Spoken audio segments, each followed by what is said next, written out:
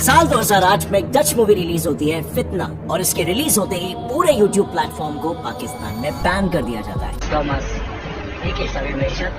इस मूवी ने डायरेक्टली ये शो किया कि Islamic God Allah gets happy when a non Muslim is killed. Islam is a religion that wants to rule the world.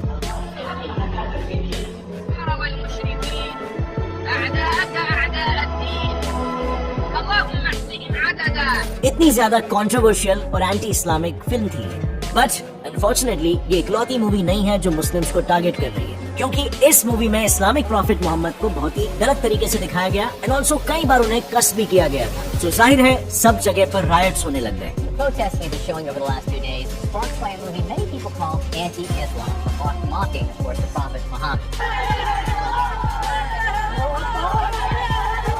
क्योंकि पाकिस्तान देश में इससे पहले भी बहुत बार YouTube बैन हो चुका था, पर 2012 का बैन वाज वेरी कंट्रोवर्शियल। तो चलिए जानते हैं क्लियरली कि 2012 में ऐसा क्या हुआ। वेल, YouTube पर इनोसेंस ऑफ मुस्लिम्स इस शॉर्ट फिल्म को 2 वर्जन्स में अपलोड किया गया एंड बूम, एकदम से पूरे इस्लामिक वर्ल्ड में तहलका मच गया। हर जगह पर राइट्स होने लगे, लोग इस मूवी को बॉयकॉट करने लगे और YouTube ने खुद इस मूवी को उन स्पेसिफिक एरिया से ब्लॉक कर दिया जहाँ की लोकल सिचुएशन या लॉज ऐसे सेंसिटिव कंटेंट के अगेंस्ट थे। But here is the best part, इस मूवी के एक्टर्स को बेसिकली पता ही नहीं था कि ये मूवी एंटी इस्लामिक है, और सारे एक्टर्स ने इस रिलीज के बाद आए बैकलैश को देखते हुए एक ऑफिशियल स्टेटमेंट रिलीज की कि इस मूवी के डायरेक्टर ने हमें गुमराह किया था और हमें मूवी की पूरी स्टोरी को कुछ और तरीके से बताया गया था। As it turns out, originally ये फिल्म थी इजिप्ट के 2000 साल पहले के लाइफ के बारे में, और इसका टाइटल था डेजर्ट वॉरियर, जिसके स्क्रिप्ट में अपेरेंटली कोई भी एंटी इस्लामिक डायलॉग्स भी नहीं थे। बट शूट होने के बाद पोस्ट प्रोडक्शन में कुछ डायलॉग्स को चेंज करके उसमें प्रॉफिट मोहम्मद के नाम को ऐड करके ये कंट्रोवर्शियल स्टेटमेंट्स को ऐड कर दिया गया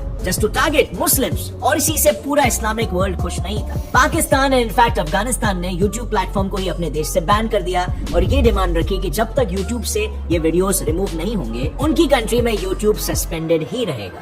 पर इस धमकी से कोई खास असर नहीं पड़ा and it basically change nothing. जब अमेरिकन व्हाइट हाउस ने यूट्यूब से जवाब मांगा तो यूट्यूब ने कहा कि वीडियो प्लेटफॉर्म से डिलीट नहीं होने वाली, क्योंकि ये इस्लामिक रिलीजन के अगेंस्ट हो सकता है लेकिन इस्लामिक लोगों के अगेंस्ट नहीं है। सो उनके पॉलिसीज के हिसाब से इसे हेट स्पीच नहीं माना जाएगा। नाउ गेस व्हाट, पाकिस्तान जिसने अभी तक यूट्यूब को सस्पेंड किया था, उसने रिटेलिएशन में पूरे के पूरे यूट्यूब प्लेटफॉर्म को ही अपने देश से बैन कर दिया, वो भी फॉर 1000 फ्रीकिंग डेज। इनफैक्ट ये पाकिस्तान की हिस्ट्री का सबसे लंबा यूट्यूब बैन था, क्योंकि इस प्रॉब्लम का सोल्यूशन ढूंढने के लिए जुलाई 2013 में खुद पाकिस्तानी आईटी मिनिस्टर अनुशा रहमान के अंडर एक कमेटी बिठाई गई थी। इस कमेटी का मेन ऑब्जेक्टिव बस इतना था, ये पता लगाना कि ऐसे कंटेंट को आखिर ब्लॉक कैसे किया जाए। अब कमेटी को ऑब्वियसली ऐसा कोई मैकेनिज्म मिला नहीं और इसीलिए पाकिस्तान में 1000 दिनों के लिए यूट्यूब बैन रहा until December 2015।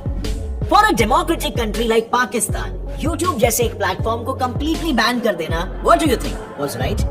How fair is it? क्योंकि ऑब्वियसली कुछ लोग उसे बैन करना चाहेंगे तो कुछ लोग ये भी चाहेंगे कि नहीं, YouTube से बहुत सारे प्रॉब्लम सॉल्व होते हैं, YouTube एजुकेशन में मदद करता है, तो ऐसे इंपॉर्टेंट वेबसाइट को बैन नहीं किया जाए। And it's democracy, right? So आपको दोनों ही टाइप के ऑडियंसेस या दोनों ही टाइप के लोगों, सिटीजंस के व्यूज को कंसिडर करना पड़ेगा। और ऐसा भी नहीं था कि ये सिर्फ यूट्यूब में हुआ था, इनफैक्ट इससे पहले और भी बहुत सारे वेबसाइट्स में ऐसी चीजें हो चुकी थी और उनके रिटेलिएशन में भी Pakistan had band those websites. और कभी कभार तो रीजंस इतने फनी भी होते थे कि आप सुनकर में भी आप भी कहोगे कि क्या यार बैन करना जरूरी था। अभी रिसेंट की अगर बात करें तो इंटरनेट ऑब्जर्वेटरी नेट ब्लॉक्स के एक रिपोर्ट के हिसाब से सितंबर 6, 2022 को इमरान खान की रैलीज बड़े जोर शोर से चल रही थी, जहां पर वो ऑफ कोर्स वापस से पावर में आने के लिए ऑपोजिशन के खिलाफ बहुत सारे स्पीचेस दे रहे थे। एंड गेस व्हाट, इसमें भी पाकिस्तान की करंट गवर्नमेंट ने यूट्यूब को बैन करवा दिया। अब वहाँ के न्यूज चैनल्स को ये रैलीज कवर करना वैसे तो मना ही था, बट एक ग्लोबल प्लेटफॉर्म का भी फ्री स्पीच गवर्नमेंट रोकने की कोशिश कर रही है। रीजन बस बिकॉज वो नहीं चाहते कि ऑपोजिशन वाले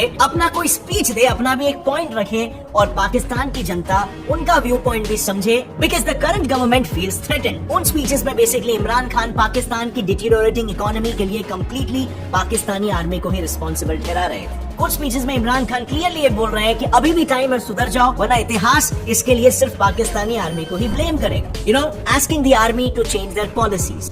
कुछ स्पीचेस में उन्होंने क्लियरली ऑपोजिशन को ब्लेम किया है कि वो पाकिस्तान में अपने खुद के इंटरेस्ट से अलाइन होने वाला आर्मी चीफ बनाना चाहते हैं और ये सब मिलके अपने फायदे के लिए देश को बर्बाद कर रहे हैं। और ये दोनों जरदारी और नवाज शरीफ ये अपना आर्मी चीफ लाना चाहते हैं। बेसिकली इमरान खान का ये कहना है, एंड आई कोट, कि हमारा देश कैंसर का इलाज डिस्पेरिन से कर रहा है। ये तो कैंसर का इलाज डिसिप्लिन से कर रहे हैं आप। अगर वेल्थ क्रिएशन ही नहीं हो रही और आप कर्जे लेते जा रहे हैं, कर्जे तो वापस करने हैं आपने, तो डेट सर्विस तो बढ़ती जा रही है। पाकिस्तान अपने माउंटिंग डेट्स को क्लियर करने के लिए बस सऊदी, यूएई या चाइना से कर्जे लेके जैसे तैसे करके अपनी इकोनॉमी को बस चला रहा है। पाकिस्तान का कलेक्ट किया हुआ आधा tax, again I am quoting Imran Khan, आधा टैक्स पूरे देश का सिर्फ कर्ज चुकाने में ही चला जाता है। ऑपोजिशन भी आपके रॉन्ग या फॉल्टी सिस्टम्स के खिलाफ अपनी आवाज उठा सकती है और कॉन्फ्लिक्ट हो सके और कॉन्फ्लिक्ट की वजह से सॉल्यूशंस निकले और करंट गवर्नमेंट और बेहतर काम कर सके। बट पाकिस्तान के लिए ये सब एक्सेप्टेबल नहीं है और सिर्फ इन्हीं आवाजों को दबाने के लिए स्पेसिफिकली कुछ ही जगहों पर कुछ ही घंटों के लिए यूट्यूब को बैन कर दिया।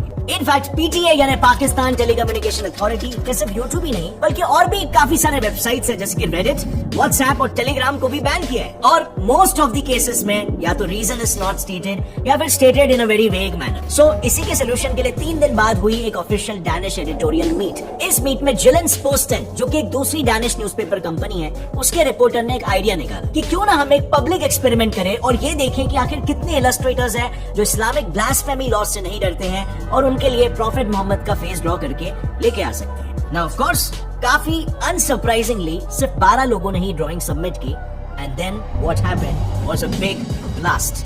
जिलेंसपोस्टन ने 12 इमेजेस 30 सितंबर 2005 को न्यूज़पेपर में पब्लिश कर दी, टाइटल्ड एज मोहम्मद्स अनस्ट्रिक्ट, यानी सिंपल वर्ड्स में प्रॉफिट मोहम्मद का चेहरा। अब इतना तो हर कोई जानता है कि इस्लामिक ट्रेडिशन में अल्लाह या प्रॉफिट मोहम्मद या किसी भी और प्रॉफिट को ड्रॉ करना ब्लास्फेमी माना जाता है, यानी बेसिकली इस्लाम का एक insult. In fact Pakistan penal code 295C के हिसाब से इस गलती की सजा सिर्फ मैंडेटरी डेथ है और इसीलिए इन इमेजेस के पब्लिश होते ही मुस्लिम जनता में एक वेव ऑफ एंगर आ गया एंड इमीडिएटली वहाँ के डैनिश इमाम इन पिक्चर्स को लेकर मिडिल ईस्ट कंट्रीज से सपोर्ट मांगने चले गए। बट कहानी एस्केलेट तब हुई जब इन सारे इमेजेस के साथ वो एक ये वाला इमेज भी लेकर चले गए जहाँ बेसिकली प्रॉफिट मोहम्मद को एक पिग के साथ एसोसिएट कर लिया था, ये बताने के लिए कि ये इमेज भी इसी कंपटीशन में बनाया गया था। नाउ इस इमेज को देखते ही आप सब समझ सकते हो कि इस्लामिक कम्युनिटी में क्या वाइड स्प्रेड प्रोटेस्ट शुरू हो गया होगा।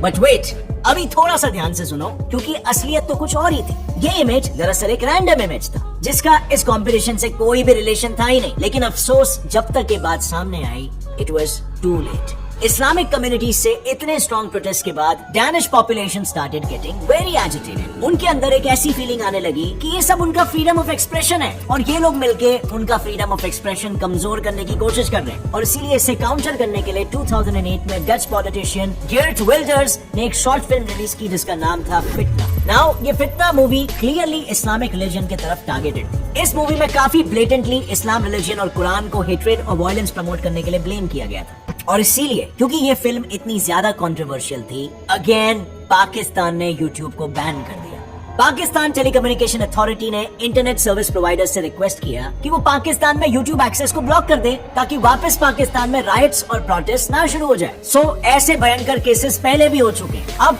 लेट्स फास्ट फॉरवर्ड टू 2010 जब पाकिस्तान में वापस से एक बार यूट्यूब बैन हो गया। बट इस घटना को थोड़ा गौर से सुनना। So 2010 में एक American TV channel comedy central पर ब्रॉडकास्ट हो रहे शो साउथ पार्क ने अपने कुछ एपिसोड्स में बाकी रिलीजियस गॉड्स के साथ प्रॉफिट मोहम्मद का कैरेक्टर भी दिखा दिया। नाउ ये अब तक इतना भी कंट्रोवर्शियल नहीं था, लेकिन चीजें एस्केलेट होना तब शुरू हो गई जब एपिसोड नंबर 200 और 201 रिलीज हुआ, क्योंकि इन एपिसोड्स में अपेरेंटली प्रॉफिट को एक बेर की कॉस्ट्यूम में दिखा दिया गया। अगेन इसके क्रिएटर्स को इसके लिए मेजर बैकलैशेस मिले और ये होते ही शो में प्रॉफिट की इमेज को सेंसर कर दिया गया। But again it was too late, क्योंकि अगले ही एपिसोड में प्रॉफिट मोहम्मद के प्रेजेंस में कार्टून कैरेक्टर ने एक क्राउड को एड्रेस करते हुए वायलेंस और टेरर को सबसे पावरफुल वेपन बताया।